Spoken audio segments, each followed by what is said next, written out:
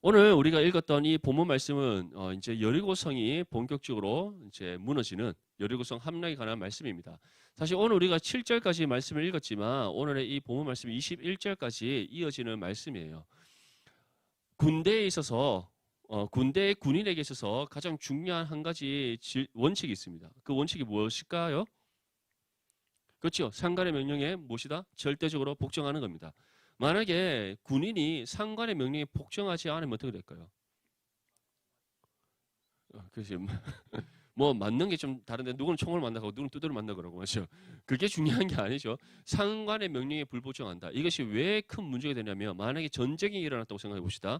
전시 상황이라고 따졌을 때 만약에 상관이 이제 지휘부로부터 어떤 작전을 하다 받습니다. 그래서 받은 작전대로 이제 부하들에게 이렇게 우리가 작전을 펼칠 것이고 우리가 너희는 이렇게 적군을 공격하고 너희는 이렇게 방어 진지를 구축하라 이렇게 명령 내렸어요.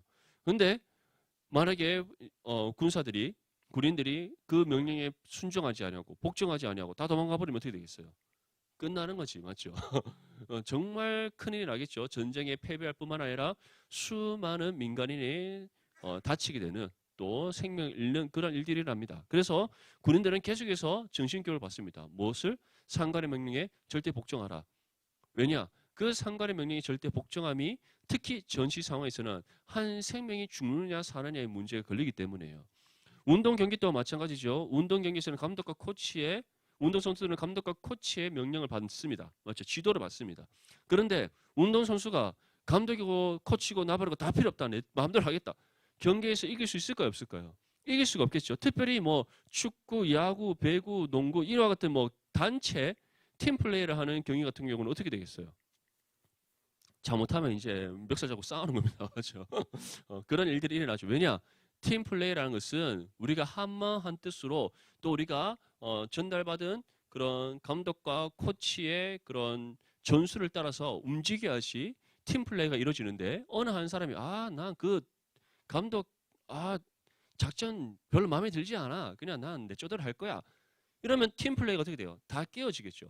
미꾸라지 한 마리가 물을 더럽히듯이 한 사람의 불복종으로 인하여서 팀 플레이가 제대로 이루어질 수가 없는 겁니다. 그렇게 되면 그 경기는 이길 수 있을까요? 없을까요? 없겠죠. 맞죠.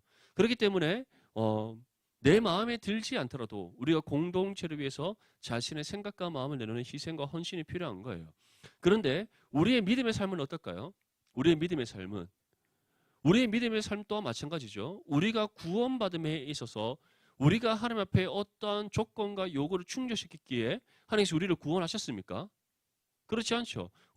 어제 우리가 우리가 선행에 대해서 함께 배웠습니다. 웨스민스터 신앙 고백서. 우리 영건이는 누나 결혼식 때문에 없었지만 우리는 어제 16강이죠. 16강 선행을 배웠습니다. 우리 영건이는 어차피 신학가니까 물어볼까? 선행은 무엇인가? 알겠습니다. 넘어가도록 하겠습니다.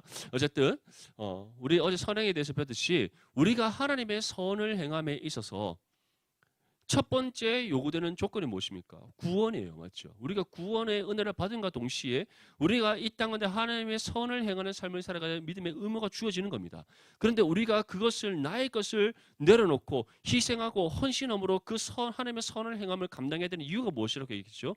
구원이 우리에게서 비롯된 것이 아니라 누구로부터 주어진 은혜이기 때문에 하나님부터 주어진 은혜이기 때문에 우리가 하나님 앞에 어떠한 조건과 요구를 충족시키기 때문에 주어진 구원이 아니라 하나님의 기쁘신 뜻 가운데 정적인 하나님의 은혜의 선물로 주어진 구원이기 때문에 우리가 하나님의 선을 행함이 마땅하고 그 선을 행함에 있어서 나의 된 것을 내려놓고 또는 나의 것을 희생하고 헌신함은 당연히 우리의 상황에서 일어나야 될 일이라는 거예요. 그렇다면 우리가 믿음의 삶을 살아감에 있어서 하나님의 뜻에 순종하면 어떨까요? 당연한 거겠죠. 왜냐? 우리가 구원받은과 동시에 우리의 삶이 우리의 것입니까? 하나님의 것입니까? 하나님의 것이죠. 여기서 아닌데 내 건데라는 표정 짓고 있으면 굉장히 곤란해지는 아주 심각한 상황이 이루어지는 겁니다. 우리의 삶의 주인이 누구십니까? 하나님이십니다. 우리는 누구의 소유된 하나님의 자녀입니까? 하나님의 소유된 하나님의 자녀예요. 그래서 하나님께서는 너희는 나의 소유된 나의 백성이라고 말씀하시는 겁니다. 그래서 우리는 어디에 속했습니까? 육신의 몸을 입고 이 땅은 살아가지만 실질적으로 우리의 신분과 소속은 어디예요? 하나님의 자녀로서 하나님 나라에 속해져 있습니다. 믿습니까? 예. 그렇다면 우리는 이 땅 가운데 어떠한 삶을 살아야 되겠어요? 당연히 이제는 내가 생각하는 대로, 내 뜻대로, 내가 원하는 바, 내 마음이 이끌린 대로 살아가는 것이 아니라 오직 누구를 위해? 하나님을 위해. 그리고 이를 위해서 우리는 무엇을 순종하여? 하나님의 뜻에 순종하여 살아가야 되는 겁니다. 우리 모든 디모데 지체들이 언제 어떠한 상황 속에서든지 전적으로 하나님 명령에, 하나님의 말씀의 법을 지키고 그 뜻에 순종함으로 나아가는 저와 여러분들이 될 수 있기를 축복합니다. 하나님께서는 이에 대해서 신명기 5장 32절과 33절 말씀에 다음같이 전합니다. 그런즉 너희 하나님 여호와께서 너희에게 명령하신 대로 너희는 삼가 행하여 좌로나 우로나 치우치지 말고 너희 하나님 여호와께서 너희에게 명령하신 모든 도를 행하라. 그리하면 너희가 살 것이요 복이 너희에게 있을 것이며 너희가 차지한 땅에서 너희의 날이 길리라. 하나님께서 무엇이라고 말씀합니까? 어떻게 하라? 너희 하나님 여호와께서 너희에게 명령하신 모든 도를 행하라. 이것이 누구에게 주어진 말씀입니까? 1차적으로는 그 당시 하나님의 언약 백성이 이스라엘에게 주어진 말씀입니다. 하지만 그것이 이스라엘에게만 주어진 말씀일까요? 그렇지 않죠. 오늘날 이 시대를 살아가는 모든 그리스도인들에게 주어진 하나님의 말씀입니다. 너희가 이전에 구원받기 이전에 나와 아무런 상관없는 삶을 살아가고 있던 그때에 너와 나의 관계가 죄로 인해 단절되어서 너희가 세상 죄 아래 갇혀 살아가고 있던 그때에는 너희가 나를 알지 못하기 때문에 너희 소견에 옳은 대로 행했고 너희가 세운 인생의 목적을 따라 살아갔으며 너희가 이루고자 하는 그 인생의 꿈을 향해 달려갔다면 이제는 너희가 나로 인해 구원을 받았고 이제 너희가 나에게 속한 하나님의 자녀가 되었고 너희의 인생이 이제 너희 것이 아닌 나의 소유가 되었으면 너희가 믿고 인정한다면 이제는 누구를 따라 살아가라? 하나님을 따라 살아가라. 하나님께서 보이신 믿음의 표대를 향해 달려가고 하나님께서 가라 명하신 의의 길을 따라 순종하며 나아가며 무엇보다 하나님의 말씀의 법을 지켜 행하는 삶을 살아가라. 그것이 나의 자녀이 된 너희가 마땅히 행해야 될 믿음의 의무다라고 이렇게 말씀하고 있습니다. 순종하고 있습니까? 누구한테? 하나님께. 마음에 든 그녀 말고. 없어요. 정리됐어. 없었어. 그렇지. 분명히 기억해야 돼. 내가 지난주 얘기했지. 하나님 정하신 때 나타난다고. 오케이? 못하려 쏠라라고 뭐 이렇게 너무 근심하고 걱정하고 염려하지 말고. 아멘? 오케이. 자, 이처럼 모든 하나님의 자녀들은 하나님께 속한 하나님의 자녀로서 우리의 삶이 우리의 것이 아닌 하나님의 소유됐다는 사실을 믿는다면 어떻게 된다? 이제는 나의 생각, 나의 뜻, 내가 가고자 하는 나의 인생의 길, 그 모든 것 다 내려놓고 하나님 말씀의 법을 지켜 행하는 삶을 살아갈 수 있기를 축복합니다. 이 말씀을 하나님께서는 이스라엘 백성에게 우리에게 주셨을 뿐만 아니라 이스라엘의 새로운 지도자로 등극한 요수아에게도 주셨어요. 우리가 지난 요수아를 서를 함께 처음 살펴보는 그때 함께 우리가 살펴봤었는데 요수아서 1장 7절에서 8절 말씀 우리 함께 찾아서 읽어보도록 하겠습니다. 요수아서 1장 7절에서 8절 말씀 다 찾았으면 아멘. 우리 함께 읽어봅시다. 시작. 오직 강하고 극히 담대하여 나의 종 모세가 내게 명령한 그 율법을 다 지켜 행하고 우러나 치우치지 말라. 그리하면 어디로 가든지 형통하리니 이 율법책을 내 입에서 떠나지 말게 하며 주야로 그것을 묵상하여 그 안에 기록된 대로 다 지켜 행하라. 그리하면 내 길이 평탄하게 될 것이며 내가 형통하리라. 아멘. 하나님께서 여호수아에게 무엇이라고 말씀합니까? 좌로나 우로나 치우치지 말고 담대하되 어떻게? 극히 오직 강하고 극히 담대하여 그 다음에 무엇이라고 말씀합니까? 내가 모세로부터 너에게 준 모든 율법을 지켜 행하되 어떻게 지켜 행하라? 하나도 남김없이 온전히 다 지켜 행하라. 아멘. 이 말씀을 여호수아에게 주셨다는 거예요. 그렇게 할 때 그의 길이 어떻게 된다고 말씀하고 있습니까? 평탄하게 될 것이다. 형통하게 될 것이다. 사실적으로 여호수아의 길이 평탄할 게 있습니까?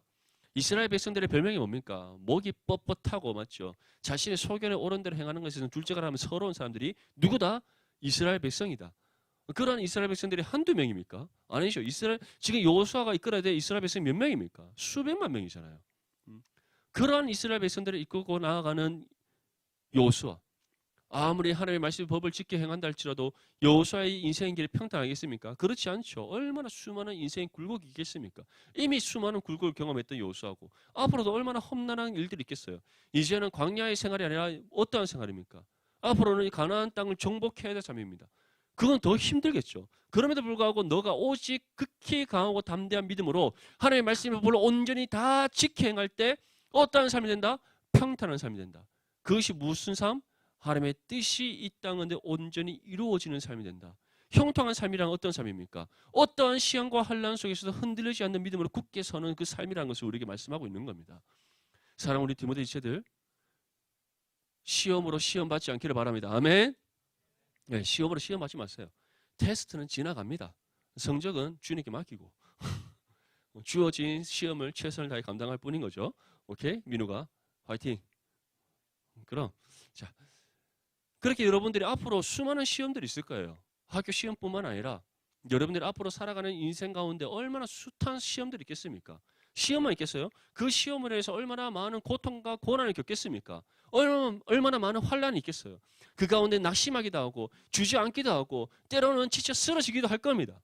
그럼에도 불구하고 그러한 모든 상황 속에서 여러분들이 정말 주님을 의지하는 가운데 하나님의 말씀 붙잡고 그 모든 삶의 문제와 상황을 이겨내고자 여러분들이 헌신할 때 하나님께서 어떻게 하신다? 이겨내게 하신다. 아멘? 쓰러지기보다 그 쓰러진 여러분 다시 일으키시고 다시 굳게 세우시는 은혜를 베풀어 주신다. 그것이 하나님께서 우리에게 주신 약속의 말씀입니다. 우리 모든 디모데 지체들이 정말 이 말씀 기억하면서 항상 하나님의 말씀의 법을 지켜 행하고자 헌신하는 믿음의 자녀들이 될 수 있기를 축복합니다. 물론 힘들 거예요. 왜냐? 하나님의 말씀의 뜻을 내가 순종하면 순종할수록 우리가 깨닫게 되는 한 가지가 있습니다. 더 많은 희생과 헌신이 요구된다는 것. 하나님께서는 우리에게 무엇이라고 말씀하셨습니까? 예수 그리스도의 복음의 빚진 자라고 얘기했어요. 구원의 은혜의 빚진 자라고 얘기했습니다. 왜냐? 우리가 구원, 하나님으로부터 전적인 은혜 가운데 구원을 받았기 때문이에요. 예수님께서 친히 십자가의 죽음을 통해 우리의 모든 죄값을 갚으셨고 그 죄사함의 은혜를 베풀어 주시되 어떻게? 값없이 베풀어 주셨기 때문이에요. 그렇기 때문에 우리가 죄사함의 은혜를 받은 거, 구원 받은 거, 이 모든 거, 하나님의 자녀로서 신분과 권세를 받은 거, 이 모든 것이 전적인 하나님의 은혜의 선물로 주어졌기 때문에 우리가 그 은혜의 빚진 자라고 성경이 말씀하는 겁니다. 근데 우리가 그러한 은혜의 빚진 자로서 이제 그 은혜에 합당해 살아가야 돼요. 살아갈 때 하나님께서는 우리의 신앙이 그리스도의 장성한 분량에 이르면 이를수록 그에 걸맞는 희생과 헌신을 요구한다고요. 분명히 기억하십시오. 적당한 신앙의 삶은 없습니다. 적당한 신앙의 삶은 없어요. 그거는 가짜예요. 아, 나는 요 정도만 하면 돼. 뭐 이만큼 하면 됐지. 다 사단이 여러분들의 귓가에 속삭이는 유혹의 속삭임들입니다. 그럴 것 같으면 왜 선교사, 우리 한국 초대교회 선교사님들이 왜 이 땅 가운데 오셔서 피를 흘리셨겠어요? 왜 순교의 삶을 살아갔겠습니까? 예수님의 그 제자들이 왜 자신의 생명을 조금 더 귀한 것을 여기지 않고 희생하고 헌신하며 십자가의 복음을 위하여서 순교의 삶을 살았겠어요? 그렇게 살아도 주님의 은혜를 다 갚을 수 없기 때문에 그 사실을 알기에 자신의 생명조차 조금 더 귀한 것을 여기지 않고 희생하고 헌신하는 믿음의 삶을 살았던 겁니다. 그것이 우리가 살아가야 될 믿음의 삶이라는 사실을 마땅히 기억하고 믿는다면 우리 때는 어떻게 살아가야 되겠어요? 나의 것을 조금 더 귀한 것을 여기지 않고 하나님 앞에 헌신해야 되지 않겠습니까? 나의 육신의 건강을 헌신할 수 있어야 됩니다. 아멘? 나의 물질을 헌신할 수 있어야 됩니다. 아멘? 여러분들의 지식과 재능과 여러분들에게 주신 하나님의 모든 것들을 하나님의 나라와 하나님의 의와 하나님의 뜻을 위해 헌신할 수 있어야 됩니다. 아멘? 그것이 그리스도인들이 살아가야 될 삶이고 그러한 삶을 살아가기 위해 1차적으로 우리의 삶에 무엇이 이루어져야 된다? 주의 말씀의 법을 온전히 지켜 행하는 삶이 되어야 된다. 그래서 우리 예언이가 곧 있으면 라오스 가잖아요. 쉬운 거 아닙니다. 여러분들 3주 동안 평균 온도 40도 맞지? 그거 한번 살아봐요. 쟤 맨날 갔다 오고 나면 시꺼매갖고 맞죠? 이게 뭐 눈은 허옇고 얼굴은 딱 시꺼멓고 여기가 막 불 끄면 아마 안 보이고 이러잖아요. 쉽지 않다고. 우리 제 동사 처제가 지금 베트남에서 선교를 하고 있잖아요. 쉽지 않아요. 최근에 뭐 선교 편지 우리 이제 지금 베트남 내년에 아울리치 갈 비전트리 갈 친구들은 계속 받아보겠지만 거기 보면 뭐라고 돼 있어요? 이제 이 날씨에 어느 정도 적응이 되어 가는데 정말 이 날씨에 적응해 가는 것 또한 하나님의 은혜다라고 고백을 하잖아요. 1년 12달 계속 덥다고 생각해 봐요. 아, 정말 살기 힘들죠, 맞죠? 우리나라 참 이렇게 사계절이 뚜렷한 이 나라, 얼마나 좋습니까? 사실 부산만 뚜렷하지, 뭐, 맞죠? 대구만 해도 뭐, 여름과 겨울밖에 없는데. 얼마나 여러분 축복된 땅에서 살고 있습니다. 아멘? 음. 쉽지 않은 거예요. 그런데 하나님께서는 우리에게 어떻게? 마땅히 요구하신다. 그리고 우리가 그 요구에 또한 믿음으로 순종으로 반응해야 된다. 그것이 곧 하나님의 뜻에 순종하는 겁니다. 아멘? 이제 여호수아는 이스라엘 백성들과 함께 여리고성을 정복하기 위한 모든 준비를 마쳤습니다.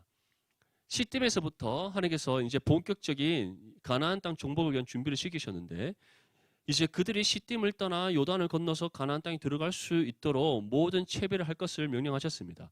그러한 채비를 할 때 그들은 단순히 그들이 가나안 땅을 들어가서 정착하는 것에 대한 필요뿐만 아니라 또 그들이 전쟁을 치러야 되기 때문에 전쟁을 치름에 있어서 필요한 모든 것까지 그들이 준비를 했어요. 그리고 이제 하나님의 명령을 따라 그들이 요단을 건넜습니다. 요단을 건너는 방법은 무엇이었다? 여호와의 법궤를 맨 제사장들이 범람한 요단강에 그들이 믿음으로 순종하여 발을 딛는 그 순간 요단물이 멈추고 마른 땅을 건너게 된다. 그것이 하나님께서 제시한 방법이었고 하나님의 그 제시하신 방법을 따라 이스라엘 백성들이 순종함으로써 이제 요단을 건넜어요. 요단을 건너고 난 뒤에 길갈과 요단 그 마른 땅에 12돌을 세우고 하나님께서 이 모든 일을 행하셨다는 것을 대한 기념비를 세웠습니다. 그리고 난 뒤에 하나님께서 무엇을 행하라고 말씀하셨습니까? 할례를 행하라. 할례를 행하는 것은 아브라함에게 주셨던 그 언약이 다시 갱신되는 것이고 하나님께서 항상 그들과 함께 하신다는 사실을 다시금 그들의 몸에 되새겨 주시는 은혜였다. 그리고 이제 모든 것을 다 회복하고 난 후에 여리고 성으로 진격해 가는 그 순간 그들이 누구를 만납니까? 만군의 여호와 하나님, 하나님의 군대 대장이 말씀이 육신되어 이 땅과 너시 만군의 여호와 하나님을 그들이 직접 만났다는 겁니다. 그것을 또 통해서 하나님께서 무엇을 보여주신 겁니까? 이 모든 가나안 땅 정복을 이스라엘 백성이 감당하는 것이다? 아니죠. 그들은 하나님의 뜻에 따라 순종하며 가나안 땅 정복을 할 뿐입니다. 그 가운데 그들보다 앞서가셔서 그 모든 전쟁을 감당하시니까 누구십니까? 하나님이시라는 것을 우리에게 보여주는 거예요. 우리의 인생, 우리 스스로 살아가는 겁니까? 그렇지 않습니다. 우리의 삶이 누구의 것이다? 하나님 것이다. 우리의 삶의 주인이 누구시다? 하나님이시다. 그 사실을 무엇을 보여주는 겁니까? 우리의 모든 인생을 하나님께서 친히 이끌어 가시고 우리보다 앞서가시는 하나님께서 우리의 삶을 하나님의 그 계획하심을 따라 친히 인도해 나가신다는 것을 우리에게 증명해 보여주는 중요한 사건이었다는 거예요. 그리고 이제 이스라엘 백성들이 여리고 성 앞에 도착을 합니다. 자, 여리고 성은 어떠한 성이다? 매우 견고한 성이다. 성벽이 이중으로 되어 있고 그뿐 아니라 성벽이 얼마나 두꺼웠으면 그 성벽과 성벽 사이 위에 무엇을 짓고 살았다? 집을 짓고 살았다. 그 정도로 정말 난공불락의 아주 견고한 성이 여리고성이다. 그 여리고성을 앞에 두고 하나님께서 이스라엘 백성들에게 다음과 같이 명령합니다. 본문 2절에서 5절 말씀 함께 읽겠습니다. 시작. 여호와께서 여호수아에게 이르시되 보라 내가 여리고와 그 왕과 용사들을 내 손에 넘겨주었으니 너희 모든 군사는 그 성을 둘러 성 주위를 매일 한 번씩 돌되 엿새 동안을 그리하라. 제사장 7은 7 양각 나팔을 잡고 언약궤 앞에서 나아갈 것이요 7째 날에는 그 성을 7번 돌며 그 제사장들은 나팔을 불 것이며 제사장들이 양각 나팔을 길게 불어 그 나팔 소리가 너희에게 들릴 때에는 백성은 다 큰 소리로 외쳐 부를 것이라. 그리하면 그 성벽이 무너져 내리리니 백성은 각기 앞으로 올라갈지니라. 아멘.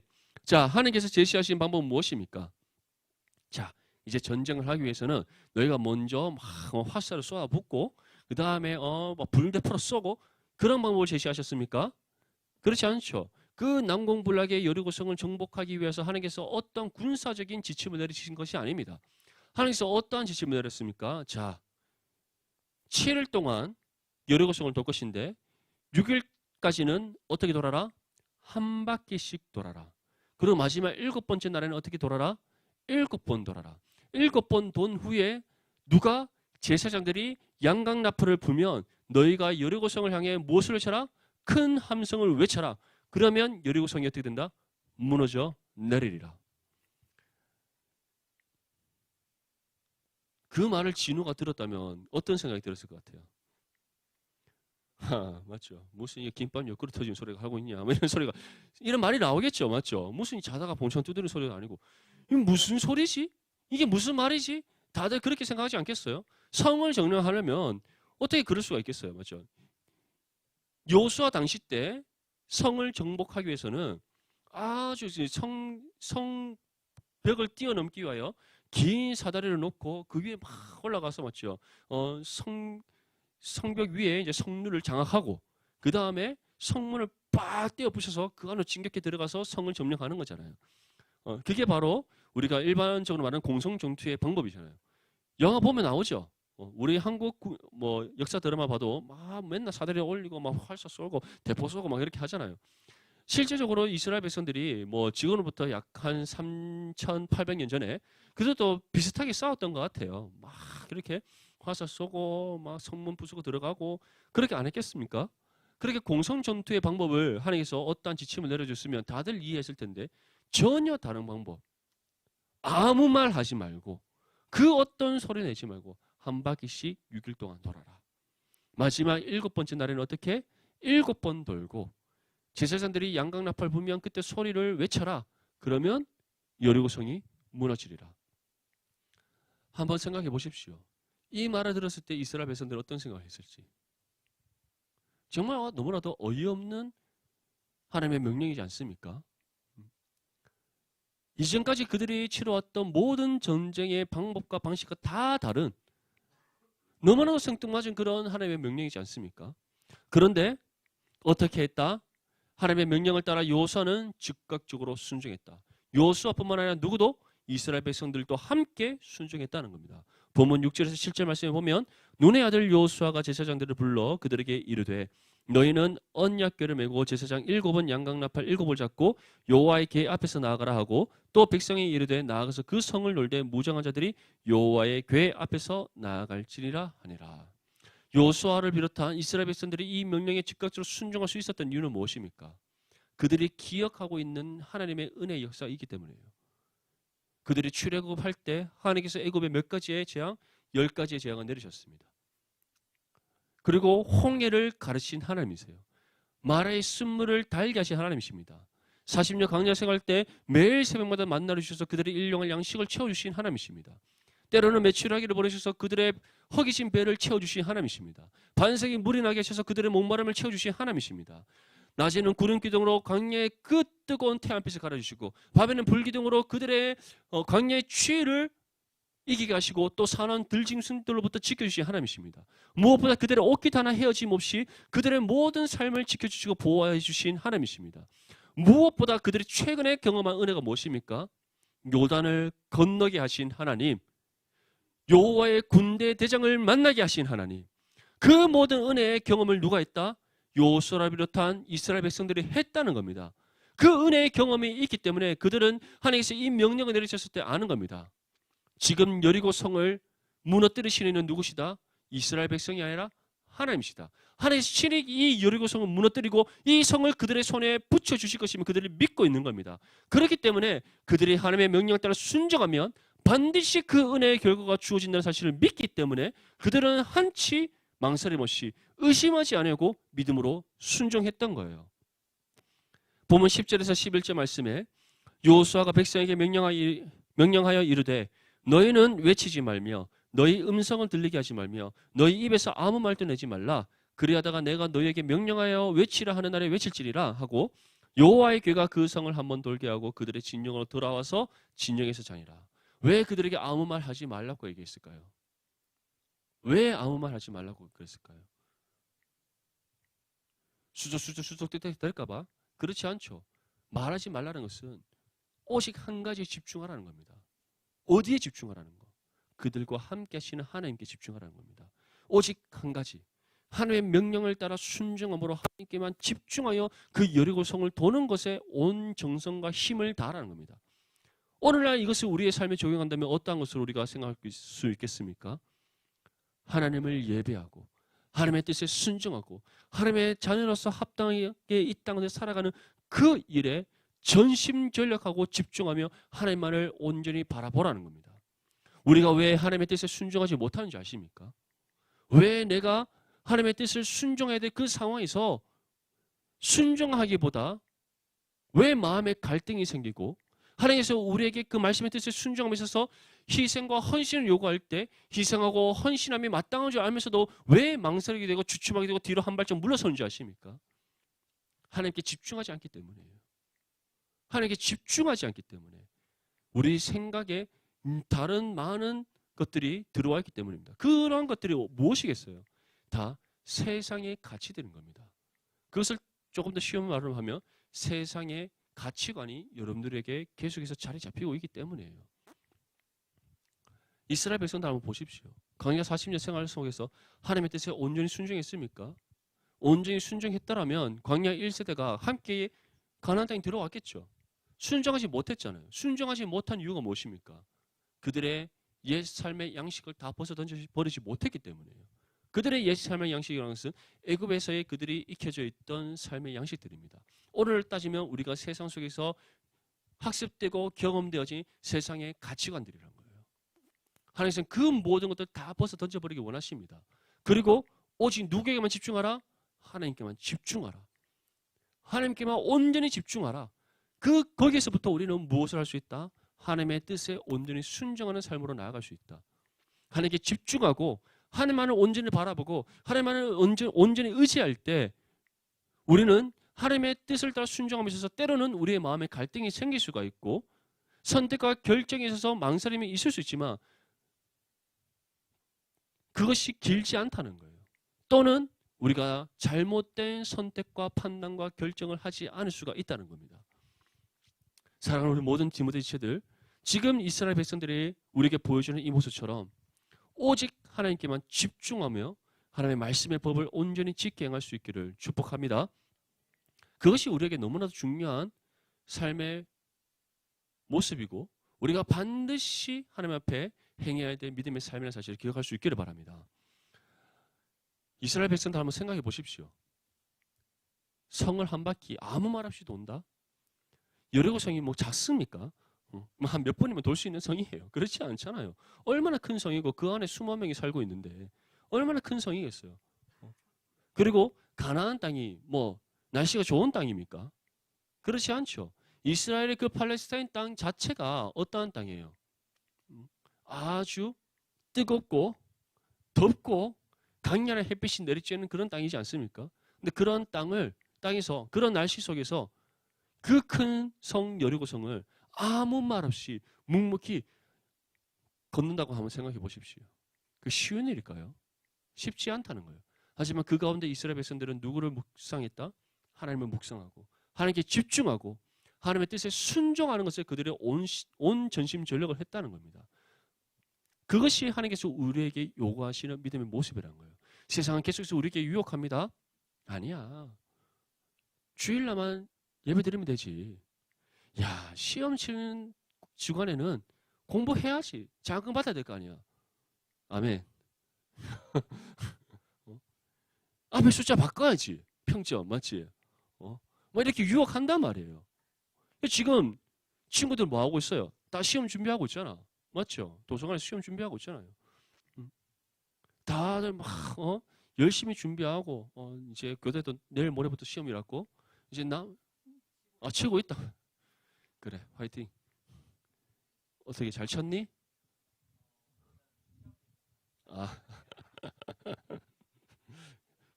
그게 중요한 거야, 맞지? 다 체험이 중요한 거지. 결과는 누구께 맡긴다?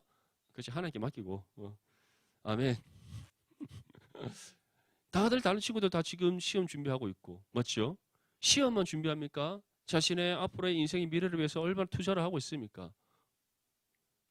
이 한가운데 주말 시간에 그들은 쉬지 않고 자격증 시험 친다고 시험 보러 가고 또 여러 가지 스펙 쌓는다고 막 또 많은 일들을 그들은 스스로 감당하고 있지 않습니까? 그런데 여러분들 지금 이 자리에 나와 있잖아요. 왜 나와 있어요? 할 일이 없어서 오늘 또 뭐 스케줄이 없고 약속도 없고 어디 갈 데도 없고 만날 사람도 없고 맞죠? 옆구리는 시원하고 이렇게 그런 거 아니잖아요. 맞죠? 왜 여기 와 있어요? 하나님의 은혜를 사모함으로 나와 있는 거 아닙니까? 세상에서 줄 수 없는 것이 하나님께 있다는 사실을 믿기 때문에 이제 나와 있는 거 아닙니까? 맞죠? 세상 사람들이 하는 방법이 틀렸다는 사실을 알기 때문에 하나님께서 우리에게 주신 그 방법이 진리라는 사실을 믿기 때문에 이 자리에 나와 있는 거 아닙니까? 내가 하나님을 위해 헌신하면 할수록, 희생하면 할수록, 나의 것을 하나님 앞에 내어놓으면 넣을수록 그 외에 더 큰 것으로 채워주시는 하나님이심을 믿기 때문에 이 자리에 나와 있는 거 아니냐고요. 그렇다면 그것이 예배를 뿐만 아니라 우리의 주어진 일상의 삶에서도 타협되어서는 안 된다는 사실을 기억할 수 있기를 축복합니다. 세상은 우리에게 계속 유혹하잖아요. 진우야, 결혼하려면 좋은 직장을 구해야 돼. 외모를 아름답게 꾸며야 돼. 살도 좀 찌우고 이렇게 얘기한단 말이에요. 오늘 우리 창세기 말씀 읽었죠. 우리 1부 예배, 2부 예배 참석한 친구들은 이제 설교를 들었을 텐데 이삭과 리브가의 만남에 있어서 가장 중요한 포인트 한 가지가 뭔지 아십니까? 절대적인 하나님의 주권입니다. 다시 말해 여러분들에게 이미 하나님께서 한 몸 일을 배필을 예비해 놓으셨다는 사실을 기억할 수 있기를 축복합니다. 아무리 내가 뭐 이렇게 아이돌과 같은 이상형을 꿈꾸고 뭐 아무리 기도 제목을 31가지 재어놓고 다 필요 없습니다. 다 필요. 해성과 같이 하나님께서 어느 날 정하신 그때에 만나게 하시면 그날은 끝나는 거예요. 아멘. 10번 찍어 안 넘어가는 나무 있습니다. 100건 찍어도 안 넘어가는 나무 있어요. 그 나무가 어떤 나무인지 알아요? 자기 배필 아닌 나무예요. 찍어봤자 자기만 다치지 절대 안 넘어갑니다. 어떤 나무가 넘어간 줄 알아요? 하나님이 정하실 때 하나님께서 예비하신 짝을 딱 만나는 그 순간 넘어가는 겁니다. 눈에 콩깍지가 씌이고 막 벗겨지지 않고 막 난리 부르스 치는 거예요. 내가 왜 이렇게 확신 있게 말하는지 아니? 내가 경험자잖아. 내가 한번 얘기했나요? 내가 응답을 받았어. 우리는 아내랑 기도하는 가운데 따로따로 응답을 받았어요.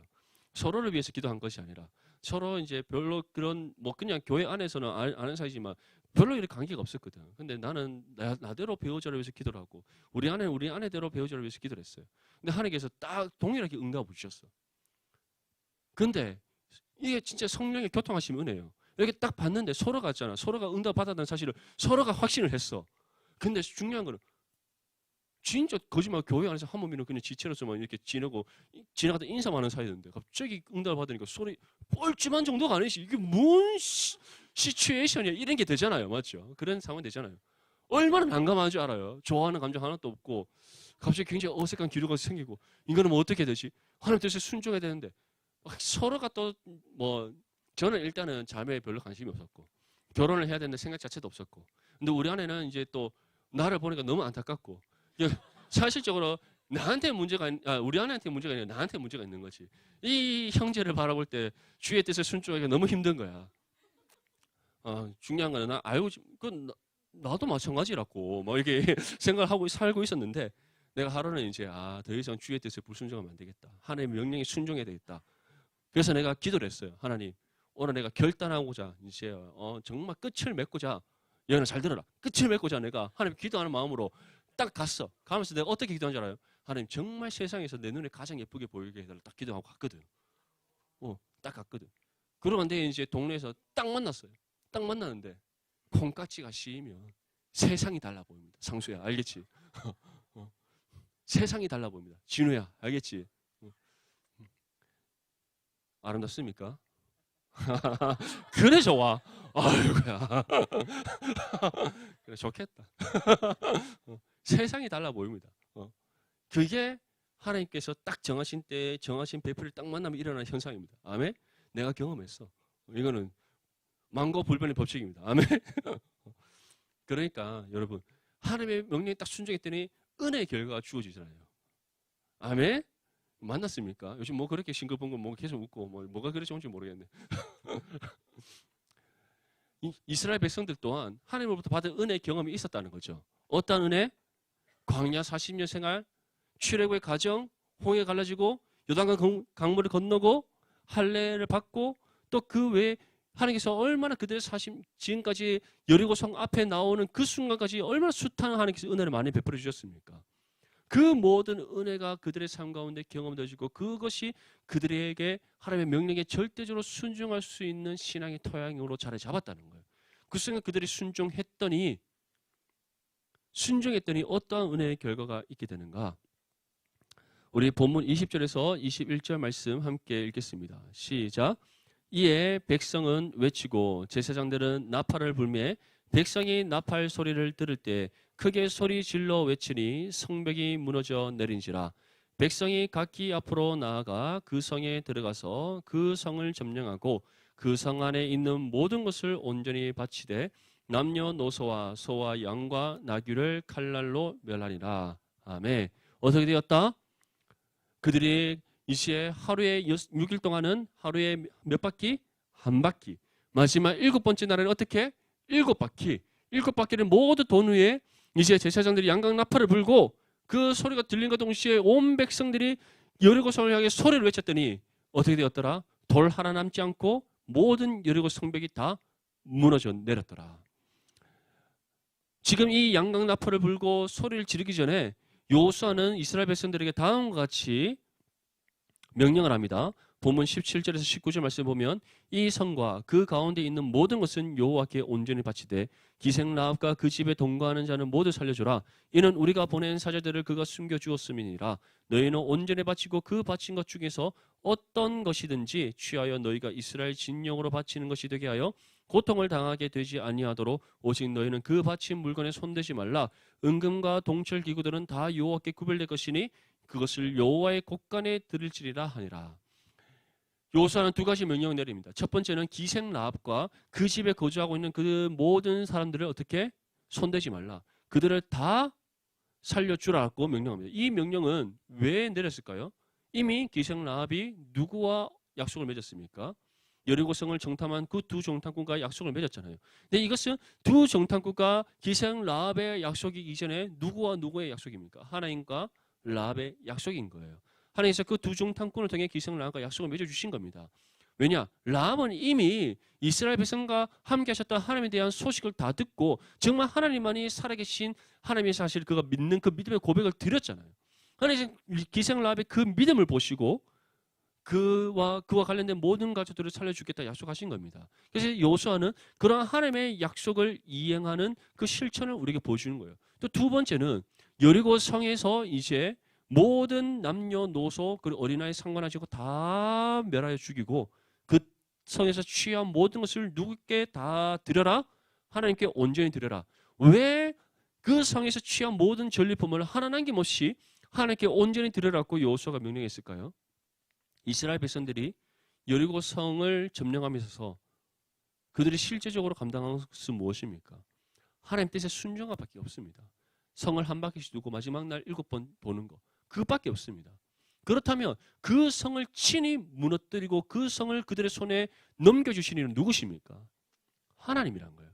다시 말해 그들이 여리고 성을 정복하고 그 여리고 성이 무너지고 그들이 승리를 얻게 된 그 모든 것이 하나님께서 그들에게 값없이 베풀어 주신 은혜의 결과였다는 거예요. 그 은혜의 결과가 무엇을 통해 이루어졌다?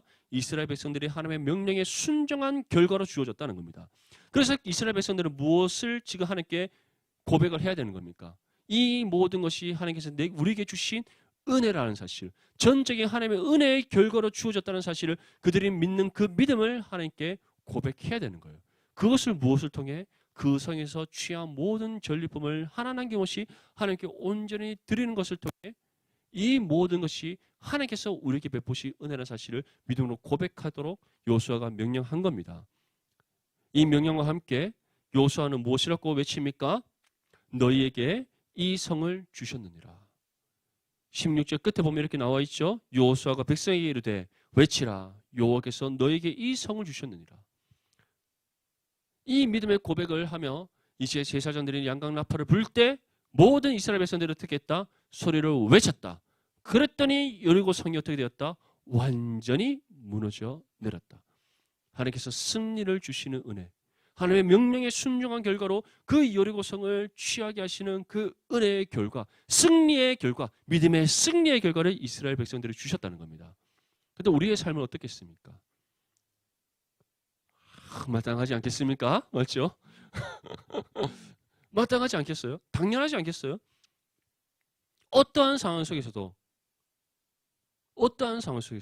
어떠한 형편 속에서도 우리가 하나님의 뜻에 순종할 때 내가 많은 것을 희생하고 헌신해야 되는 그런 상황이라 할지라도 조금 더 아끼지 아니하고 아까워하지 아니하고 나의 건강과 나의 물질과 나의 온망과 정성과 뜻과 힘과 나의 온 삶을 하나님의 뜻을 위해 순종하며 드리며 나아갈 때 하나님께서는 우리가 상상치 못하는, 우리가 가늠할 수 없는 놀라운 은혜의 결과를 우리 손에 주신다는 사실을 기억할 수 있기를 축복합니다.